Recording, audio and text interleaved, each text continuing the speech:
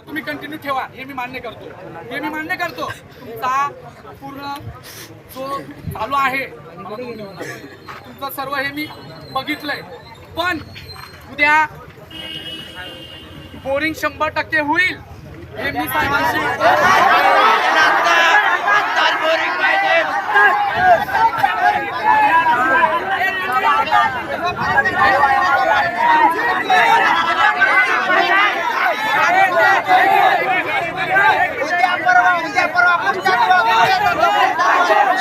रोज रोज तेच पाहिजे.